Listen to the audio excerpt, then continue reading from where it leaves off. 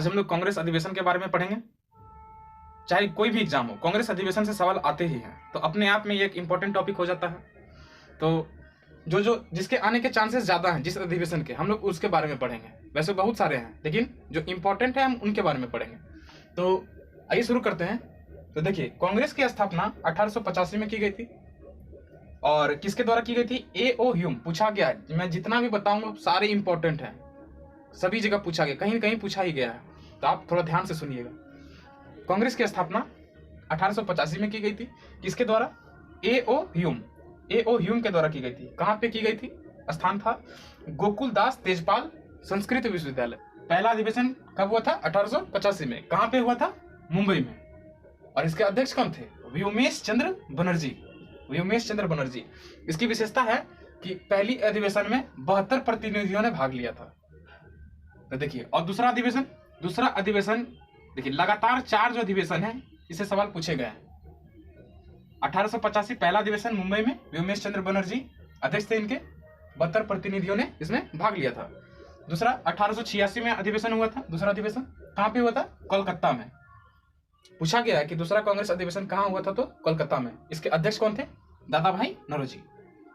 तीसरा अधिवेशन कहाँ हुआ था? कब हुआ था? 1887 में। कहाँ पे हुआ था? मद्रास में। इसके अध्यक्ष कौन थे? बदरुद्दीन तैयब जी। इसकी विशेषता है, पूछा जाता है कि प्रथम मुस्लिम कांग्रेस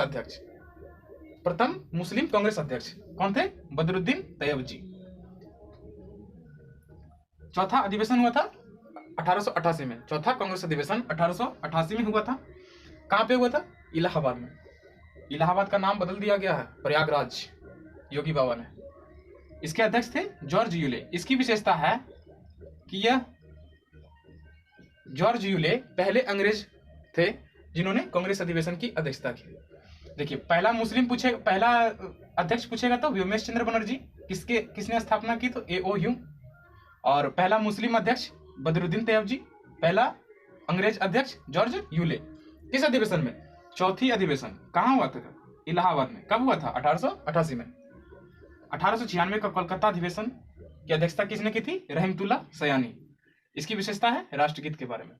तो देखिए, क्वेश्चन पूछा जाता है कि कांग्रेस के किस अधिवेशन में राष्ट्रगीत हमारा राष्ट्रगीत क्या है? वंदे मातरम। वंदे मातरम की रचना किसने की थी? बंकिम चंद्र चटर्जी। और पूछा जाता है कि किस पुस्तक से ली गई है? तो आनंद मठ से ली गई है हमारा राष्ट्रगीत। और इसकी रचना किसने की थी? बंकिम चंद्र चटर्जी। तो देखिए, 1896 का जो कोलकाता अधिवेशन है, इसकी अध्यक्षता किसने की थी? रहमतुल्लाह सयानी। और इसकी विशेषता है कि इस अधिवेशन में हमारा राष्ट्रगीत गाया गया था। राष्ट्रगीत है वंदे मातरम। किसकी रचना की थी? किसने?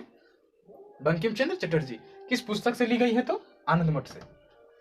देखिए, अगला हम पढ़ेंगे 1911 का कोलकाता अधिवेशन। 1911 का कोलकाता अधिवेशन, इसकी अध्यक्षता किसने की थी? पंडित विश्व नारायण धर। बहुत इंपॉर्टेंट है। किसने की थी? पंडित विश्व नारायण धर। इसकी विशेषता है कि इस अधिवेशन में हमारा राष्ट्रीय गान गाया गया था। हमारा राष्ट्रीय गान क्या है? जनगण मन।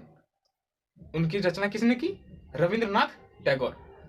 राष्ट्रगीत की रचना बंकिम चंद्र चटर्जी ने की। और राष्ट्रगान जो कि जनगण मन है, उसकी रचना रविंद्रनाथ टैगोर ने की थी। और एक क्वेश्चन पूछा जाता है कि हमारा जो रविंद्रनाथ टैगोर है, हमारे रविंद्रनाथ टैगोर जी जो हैं, उन्होंने भारत की तो राष्ट्रगान की रचना की ही, और बांग्लादेश की राष्ट्रगान की भी रचना की थी। बांग्लादेश की राष्ट्रगान क्या है? अमार सोनार बांग्ला। अमार सोनार बांग्ला, यह है बांग्लादेश का राष्ट्रगीत। तो आइए हम लोग पढ़ते हैं यहाँ से। 1896 की कांग्रेस अधिवेशन की अध्यक्षता किसने की? रहमतुल्लाह सयानी ने। कहाँ हुआ था? कोलकाता में। विशेषता है इसमें राष्ट्रगीत को गाया गया था। और 1911 का कोलकाता अधिवेशन की अध्यक्षता किसने की? पंडित विश्व नारायण धर। इसकी विशेषता इसमें राष्ट्रगान को गाया गया था। अगला हम लोग पढ़ेंगे। पूछा जाता है कि 1905 का कांग्रेस अधिवेशन की अध्यक्षता किसने की? 1905 के कांग्रेस अधिवेशन की अध्यक्षता किसने की थी? तो सबसे पहले कहाँ हुआ था? ये बनारस में हुआ था 1905 का। और इसकी अध्यक्षता की थी गोपाल कृष्ण गोखले। देखिए, गोपाल कृष्ण गोखले से पूछा जाता है कि ये महात्मा गांधी के राजनीतिक गुरु थे। गोपाल कृष्ण गोखले महात्मा गांधी के राजनीतिक गुरु थे। और इनसे एक सवाल और आता है कि servants of Indian society, servants of India society की स्थापना गोपाल कृष्ण गोखले ही ने की थी। मैं लिख देता हूं, servants of India society, servants of India society की स्थापना गोपाल कृष्ण गोखले ने की थी। और गोपाल कृष्ण गोखले महात्मा गांधी के राजनीतिक गुरु कहे जाते हैं। देखिए अगला हम लोग पढ़ेंगे 1906 का कोलकाता अधिवेशन। इसकी विशेषता क्या है कि अध्यक्ष थे इसमें दादा भाई नौरोजी। दादा भाई नौरोजी को ही the grand old man of India, वृद्ध पुरुष, वायु वृद्ध पुरुष कहा जाता है भारत का। और इस अधिवेशन की विशेषता है कि इस अधिवेशन में कहा तो 1906 के कोलकाता अधिवेशन में, जिसकी अध्यक्षता दादा भाई नौरोजी ने की थी, इसमें स्वराज शब्द का प्रयोग हुआ था। पहली बार स्वराज शब्द का प्रयोग किया गया था, पूछा गया, बहुत इंपॉर्टेंट है। देखिए अगला हम पढ़ेंगे 1907 का सूरत अधिवेशन के बारे में। 1907 का सूरत अधिवेशन, इसकी अध्यक्षता किसने की थी? रास बिहारी घोष। रास बिहारी घोष ने इसकी अध्यक्षता की थी। और इसमें क्या, कांग्रेस में विभाजन हो गया था, एक नरम दल, दूसरा गरम दल। गरम दल में गरम जो पंथी थे, गरम दल, गरम गुट, उसमें लाल बाल पाल, इसी के नाम से बोला जाता था उसको। लाल मने लाला लाजपत राय, बाल मने बिपिन चंद्र पाल, और बाल मने बाल गंगाधर तिलक। तो देखिए हम लोग आगे पढ़ेंगे। अब देखिए 1907 के कांग्रेस अधिवेशन में क्या हो गया, कांग्रेस का विभाजन हो गया गरम दल और नरम दल में। और वहीं 1916 का जो कांग्रेस अधिवेशन है, 1916 का कांग्रेस अधिवेशन कहाँ हुआ था? लखनऊ में। इसकी अध्यक्षता किसने की? तो अंबिका चरण मजूमदार, पूछा जाता है। और इसकी विशेषता है कि जो 1907 में सूरत अधिवेशन में कांग्रेस में विभाजन हो गया था, यहाँ पे फिर से विलय हो गया। और मुस्लिम लीग और कांग्रेस में समझौता भी इसी में हुआ था। पूछा जाता है कि किस अधिवेशन में मुस्लिम लीग और कांग्रेस के बीच समझौता हो गया था? तो 1916 के लखनऊ अधिवेशन में। और ये भी है कि 1916 के ही अधिवेशन में जो नरम दल और गरम दल थे, जो बंट गए थे, वो फिर एक हो गए थे। अब आगे पढ़ेंगे 1917 के कोलकाता अधिवेशन के बारे में। इसकी अध्यक्षता किसने की थी? Annie Besant. इससे पूछा जाता है कि कांग्रेस की प्रथम महिला अध्यक्ष का नाम बताएं। तो कांग्रेस की प्रथम महिला अध्यक्ष एनी बेसेंट थी। ये देखिए भारतीय नहीं है। कांग्रेस की प्रथम महिला अध्यक्ष पूछेगा तो हम लोग क्या बताएंगे? Annie Besant. इन्होंने कब अधिवेशन की अध्यक्षता की थी? तो 1917 में कोलकाता अधिवेशन की अध्यक्षता। दूसरा है कि 1925 में पूछा जाता है कि 1925 में कानपुर अधिवेशन की अध्यक्षता किसने की? सरोजिनी नायडू। ध्यान से सुनिए, पहला महिला अध्यक्ष पूछेगा तो एनी बेसेंट, और पहला भारतीय महिला पूछे तो सरोजिनी नायडू। सरोजिनी नायडू ने 1925 के कानपुर अधिवेशन की अध्यक्षता की। ठीक है। और सरोजिनी नायडू क्या थी? तो भारत की पहली महिला राज्यपाल। और आगे पढ़ेंगे 1924 के बेलगांव अधिवेशन के बारे में। इससे बहुत बार क्वेश्चन पूछा गया है कि महात्मा गांधी ने एक ही बार कांग्रेस अधिवेशन की अध्यक्षता की, वो भी कब? 1924 में। कहां पे? तो बेलगांव अधिवेशन की अध्यक्षता की थी महात्मा गांधी ने। बेलगांव कहाँ है? कर्नाटक में। अब हम आगे पढ़ेंगे 1929 के लाहौर अधिवेशन के बारे में। बहुत बार एग्जाम में पूछा गया कि 1929 के लाहौर अधिवेशन की अध्यक्षता किसने की थी? जवाहरलाल नेहरू। इसकी विशेषता है कि यहीं पर पूर्ण स्वराज का जो प्रस्ताव है वो पास हो गया था।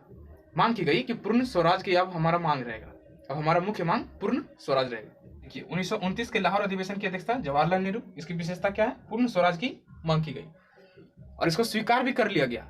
एक क्वेश्चन पूछा जाता है, देखिए इसमें पहली बार नहीं कि पूर्ण स्वराज की मांग की गई। इससे पहले एक व्यक्ति थे हसरत मोहानी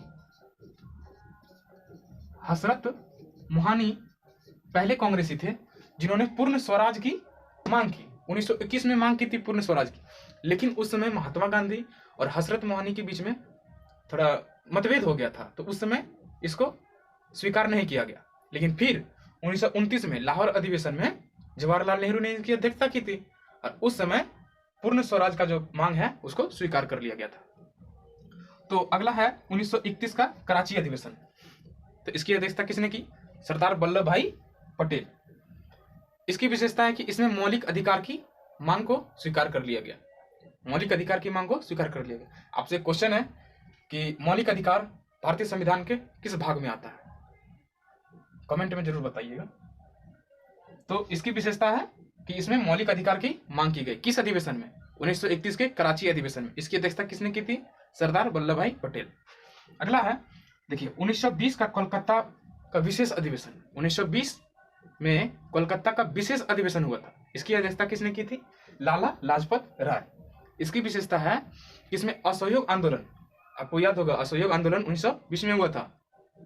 असहयोग आंदोलन का जो प्रस्ताव है इसमें पास किया गया। पूछा जाता है कि असहयोग आंदोलन का प्रस्ताव कांग्रेस के किस अधिवेशन में पास हुआ था? तो कलकत्ता अधिवेशन। इसकी अध्यक्षता किसने की? तो लाला लाजपत राय। कब हुआ था? 1920 में। अगला है 1920 में एक और अधिवेशन आता है। 1920 में एक और अधिवेशन है। कौन सा है? नागपुर अधिवेशन। नागपुर अधिवेशन, उसकी अध्यक्षता की थी वी राघवाचार्य। वी राघवाचार्य। तो देखिए 1920 तक हम लोग पढ़ लिए। अब 1937 का जो कांग्रेस अधिवेशन था वो कहाँ हुआ था? फैजपुर। 1937 का कांग्रेस अधिवेशन फैजपुर में हुआ। इसकी अध्यक्षता किसने की थी? जवाहरलाल नेहरू ने। इसकी विशेषता है कि गांव में आयोजित, पहली बार आयोजित किया था गांव में कांग्रेस का अधिवेशन। बहुत बार एग्जाम में पूछा गया कि गांव में पहली बार किस अधिवेशन की अध्यक्षता की गई थी? तो फैजपुर अधिवेशन। कब की गई थी? 1937 में। अध्यक्षता किसने की थी? जवाहरलाल नेहरू ने। अगला है 1946 में मेरठ अधिवेशन की अध्यक्षता किसने की थी? तो जेबी कृपलानी। इसके बारे में पूछा जाता है कि जब भारत आजाद हुआ था, जब भारत ने स्वतंत्रता पाई थी, कांग्रेस और पाकिस्तान और भारत में विभाजन हो गया था, उस समय कांग्रेस के अध्यक्ष कौन थे? तो कौन थे? जेबी कृपलानी। आगे हम पढ़ेंगे 1912 के बांकीपुर अधिवेशन के बारे में। पूछा गया है, कभी कभी एग्जाम में पूछ लिया जाता है। तो 1912 का बांकीपुर अधिवेशन, बांकीपुर बिहार में है, की अध्यक्षता किसने की? RN माधोलकर। आगे है 1922 का गया अधिवेशन। 1922 के गया अधिवेशन की अध्यक्षता किसने की थी? 1922 के गया अधिवेशन की अध्यक्षता किसने की थी? चितरंजन दास। देखिए चितरंजन दास को ही देश बंधु बोला जाता है। देश बंधु किसे बोला जाता है? चितरंजन दास को। इन्होंने 1922 के गया अधिवेशन की अध्यक्षता की। देखिए अगला है 1923 का। 1923 में दिल्ली में विशेष अधिवेशन का आयोजन किया गया था। इसके अध्यक्ष कौन थे? अबुल कलाम आजाद। इनके बारे में सवाल पूछा जाता है कि कांग्रेस के सबसे युवा अध्यक्ष कौन थे? कांग्रेस के सबसे युवा अध्यक्ष कौन थे? तो अबुल कलाम आजाद। अब आगे पढ़ेंगे 1938 का कांग्रेस अधिवेशन कहाँ हुआ? तो हरिपुरा। हरिपुरा कहाँ है? गुजरात। पूछा गया है, कभी कभी पूछ लिया गया कि हरिपुरा जो कांग्रेस का अधिवेशन हुआ था वो हरिपुरा कहाँ पे है? कहाँ पे है? गुजरात में। 1938 के हरिपुरा कांग्रेस अधिवेशन की अध्यक्षता किसने की? सुभाष चंद्र बोस। अगला है 1939 का कांग्रेस अधिवेशन। 1939 का कांग्रेस अधिवेशन कहाँ हुआ था? त्रिपुरी। त्रिपुरी कहाँ है? मध्य प्रदेश में। पूछा गया इसलिए बता रहे, पूछ लिया है कि हरिपुरा कहाँ है, त्रिपुरी कहाँ है, क्योंकि सुभाष चंद्र बोस से रिलेटेड है। सुभाष चंद्र बोस ने किसकी स्थापना की थी? फॉरवर्ड ब्लॉक और आजाद हिंद फौज। 1939 में त्रिपुरी में कांग्रेस का अधिवेशन हुआ था। इसके अध्यक्ष कौन थे? सुभाष चंद्र बोस। बस दो ही याद रखिए ना, हरिपुरा और त्रिपुरी दोनों लगातार हुआ था। 1938 में हरिपुरा हुआ और 1939 में त्रिपुरी हुआ, और दोनों की अध्यक्षता किसने की? तो सुभाष चंद्र बोस। 1940 का रामगढ़ अधिवेशन की अध्यक्षता किसने की? 1940 के रामगढ़ अधिवेशन की अध्यक्षता किसने की? अबुल कलाम आजाद। इससे पूछा जाता है इस अधिवेशन के, आपको याद होगा द्वितीय विश्व युद्ध 1939 से 1945 तक चला था।